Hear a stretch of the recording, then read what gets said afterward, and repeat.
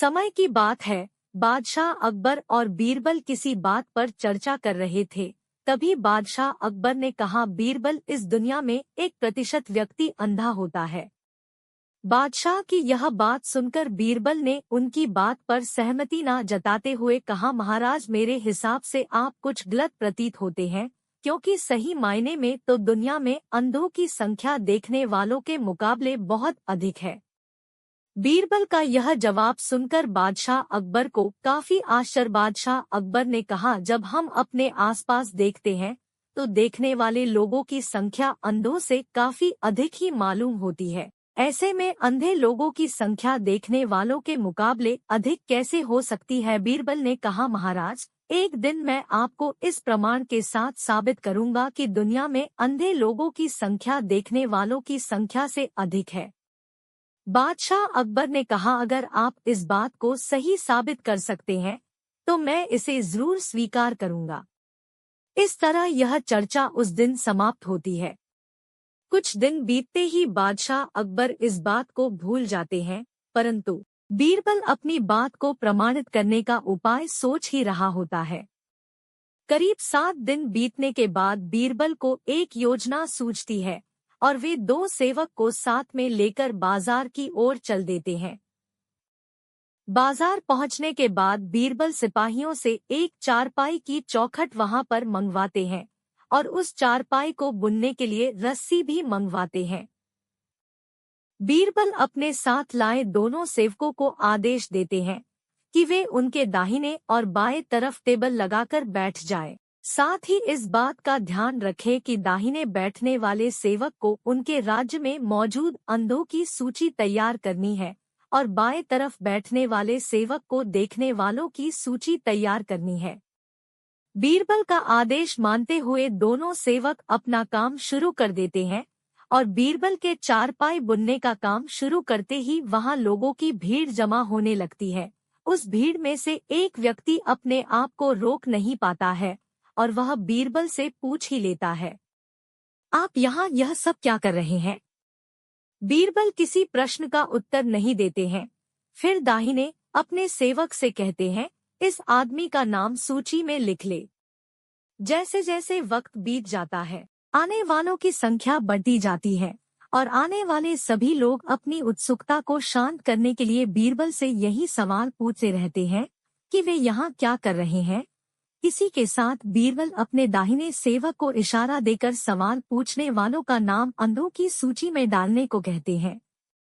अचानक एक आदमी वहां आता है और बीरबल से पूछता है, तुम इतनी धूप में बैठकर खाट क्यों बना रहे हो? तब भी बीरबल चुप रहते हैं और बाएं तरफ सेवक को इशारा करते हैं।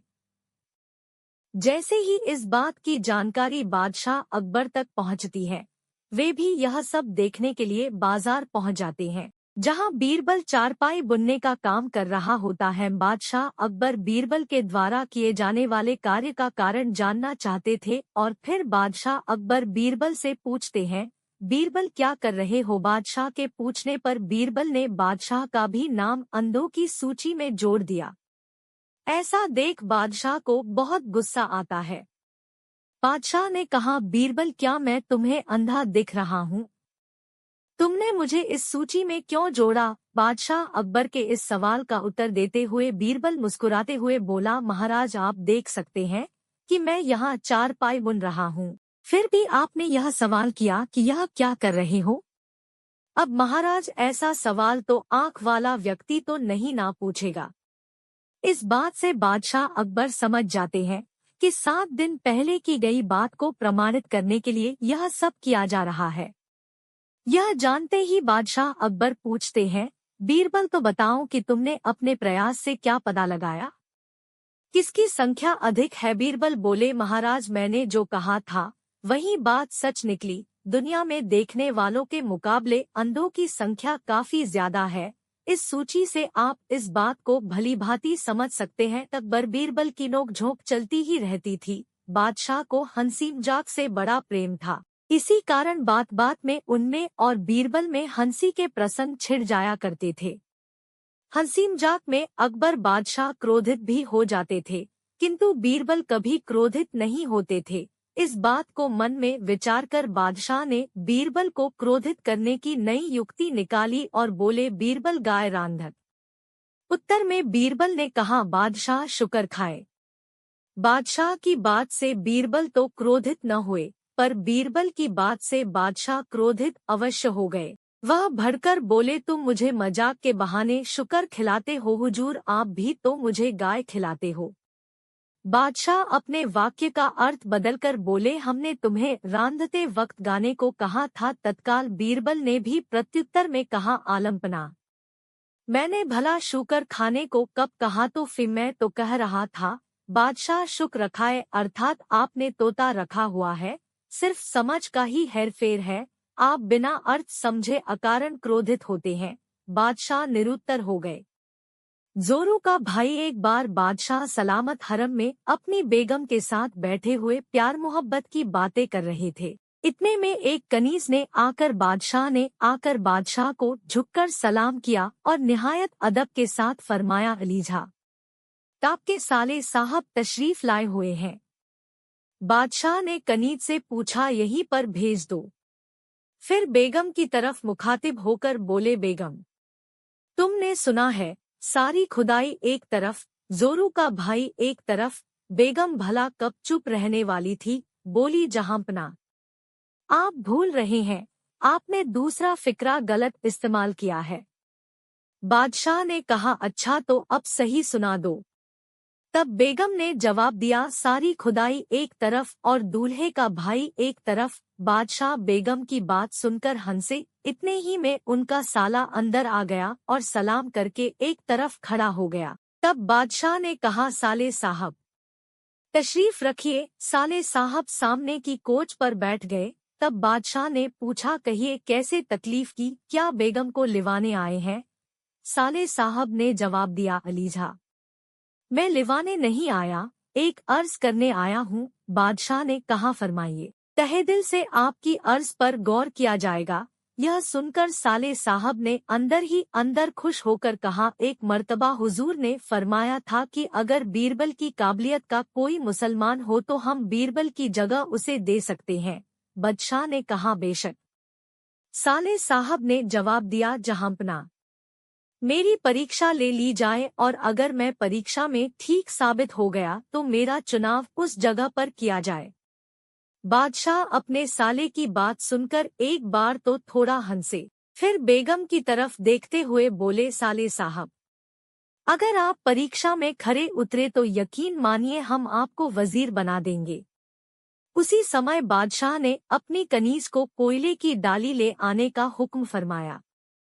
वह कनीज कोयले की डली को एक निहायत ही खूबसूरत रकाबी में रखकर बादशाह के सामने हाजिर हो गई।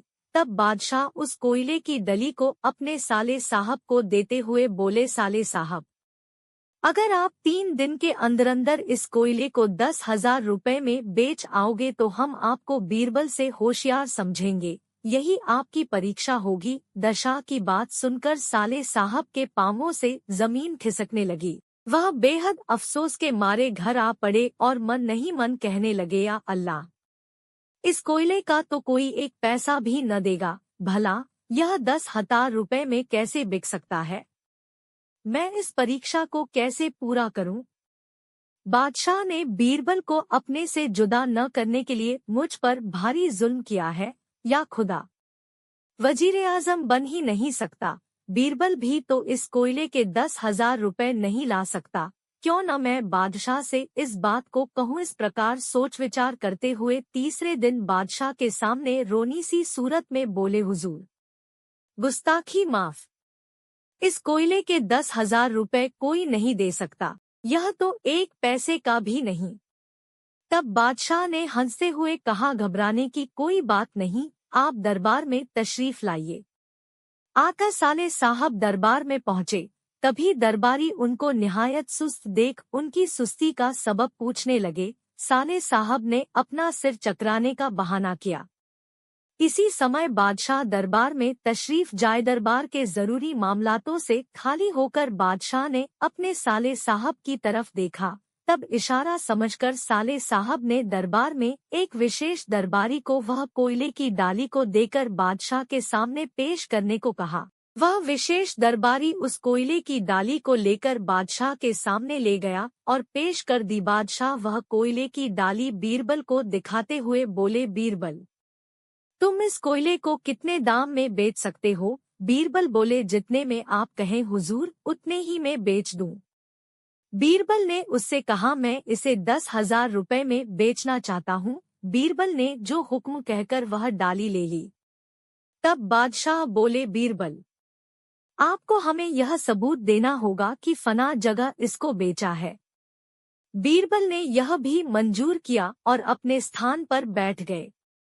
दरबार से आकर बीरबल ने एक दर्जी को काली मखमल का ढीला कुर्ता पाजामा और टोपी सीने का आदेश दिया। फिर कोयले की डाली को काफी बारीक पिसवाया। जब पिसते पिसते वह डाली सुरमे जैसी हो गई तो उन्होंने उसे एक आलीशान जवाहरात की डिब्बी में रखा। फिर उस डिब्बी को लेकर एक सोने के डिब्बी के अंदर रखा। इसके बाद उस डिब्बी को एक बड़ी चांदी के डिब्बी के अंदर रखा। इस प्रकार इस डिब्बी को उन्होंने 7 धातुओं की डिब्बियों के अंदर रख डिब्बे को भी।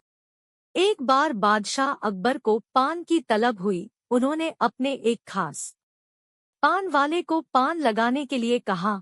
उसने पान बनाकर बादशाह को दे दिया। बादशाह ने चुपचाप पान खाया और उस पान वाले को अगले दिन आधा किलो चूना दरबार में लेकर आने को कहा। वह नहीं जानता था कि बादशाह ने उसे ऐसा क्यों कहा। वह चुपचाप चूना लेने बाजार चला गया। उसने दुकानदार से आधा किलो चूना मांगा। दुकानदार ने उससे पूछा कि इतना चूना क्यों खरीद रहे हो? उसने बताया कि किस तरह उसने बादशाह को पान दिया था। दुकानदार को समझते देर न लगी कि कुछ गड़बड़ है। उसने पान वाले को समझाया कि दरबार में चूना लेकर जाने से पहले बहुत सारा घी पीकर जाना। उसने सलाह मानकर वैसा ही किया और दरबार में जाने से पहले खूब सारा घी पी लिया। दरबार में पहुंचने पर बादशाह ने उसे सारा चूना खाने को कहा। वह हैरान रह गया। उसे उम्मीद न थी कि बादशाह ने उसे चूना इसलिए मंगवाया था, लेकिन वह तो इसके लिए तैयार था, इसलिए उसने सारा चूना खा लिया। इसके बावजूद उसे कुछ नहीं हुआ तो बादशाह ने उससे कारण जानना चाहा। उसने अपनी और दुकानदार की बातचीत के बारे में बादशाह को बता दिया। अब बादशाह उस व्यक्ति से मिलने को उतावले हो रहे थे, जिसने उनके मन की बात को पहले ही जान लिया था। बादशाह ने हुक्म दिया कि उस दुकानदार को अगले दिन दरबार में हाजिर किया जाए। अगले दिन उस दुकानदार को दरबार में लाया गया। बादशाह ने उससे पूछा कि वह उनके मन की बात को कैसे समझ गया। तब दुकानदार ने कहा, हुजूर, जब यह आदमी मेरे पास चूना खरीदने आया था तो मैंने इससे पूछा कि इतने चूने का क्या करोगे। मुझे इसने बताया कि इसने आपको पान बनाकर खिलाया और फिर आपने उसे चूना लाने का हुक्म दिया। तब मुझे समझते देर न लगी कि जरूर गलती से इसने पान में चूना थोड़ा ज्यादा लगा दिया होगा, जिसे बादशाह के मुंह में छाले हो गए होंगे और इसी का एहसास करवाने के लिए आपने इससे चूना मंगाया। मैंने इसे सलाह दी कि दरबार में जाने से पहले घी पीकर जाना, जिससे अगर तुम्हें चूना खाना भी पड़े तो उसका असर कम हो जाएगा। यह दुकानदार और कोई नहीं, बीरबल ही थे। अकबर को शिकार का बहुत शौक था।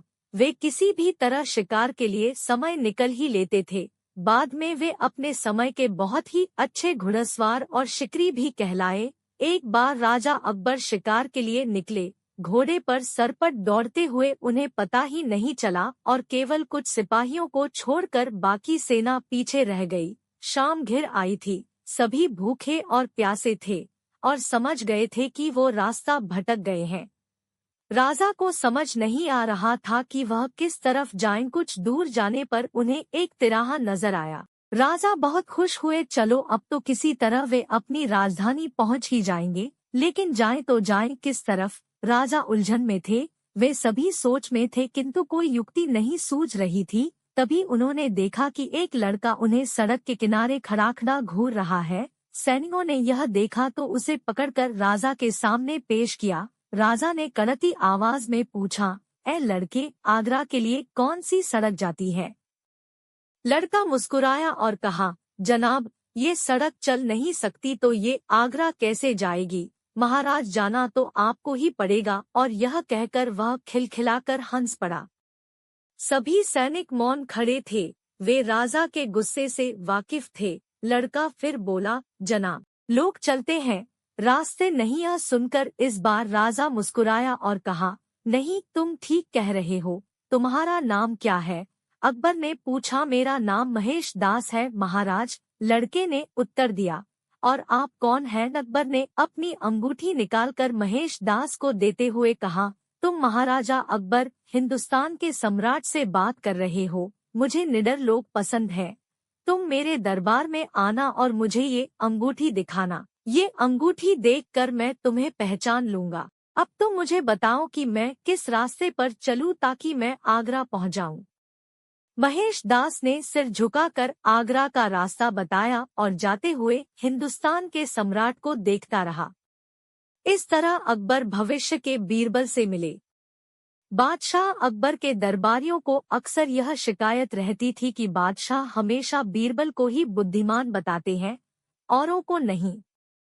एक दिन बादशाह ने अपने सभी दरबारियों को दरबार में बुलाया और 2 हाथ लंबी 2 हाथ चौड़ी चादर देते हुए कहा, इस चादर से तुम लोग मुझे सर से लेकर पैर तक ढक दो तो मैं तुम्हें बुद्धिमान मान लूंगा।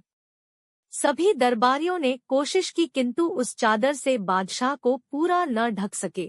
सिर छिपाते तो पैर निकल आते, पैर छिपाते तो सिर चादर से बाहर आ जाता। आड़ा तिरछा लंबा चौड़ा हर तरह से सभी ने कोशिश की किंतु सफल न हो सके। अब बादशाह ने बीरबल को बुलाया और वही चादर देते हुए उन्हें ढकने को कहा।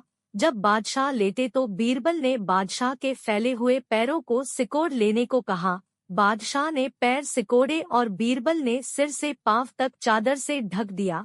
अन्य दरबारी आश्चर्य से बीरबल की ओर देख रहे थे। तब बीरबल ने कहा, जितनी लंबी चादर उतने ही पैर पसारो। एक दिन अकबर और बीरबल वनविहार के लिए गए। एक टेढ़े पेड़ की ओर इशारा करके अकबर ने बीरबल से पूछा, यह दरख्त टेढ़ा क्यों है? बीरबल ने जवाब दिया, यह इसलिए टेढ़ा है क्योंकि ये जंगल के तमाम दरख्तों का साला है। बादशाह ने पूछा, तुम ऐसा कैसे कह सकते हो? बीरबल ने कहा, दुनिया में ये बात मशहूर है कि कुत्ते की दुम और साले हमेशा टेढ़े होते हैं। अकबर ने पूछा, क्या मेरा साला भी टेढ़ा है? बीरबल ने फौरन कहा, बेशक जहांपना। अकबर ने कहा, फिर मेरे टेढ़े साले को फांसी चढ़ा दो। एक दिन बीरबल ने फांसी लगाने की 3 तख्ते बनवाए, एक सोने का, एक चांदी का और एक लोहे का। उन्हें देखकर अकबर ने पूछा, 3 तख्ते किस लिए?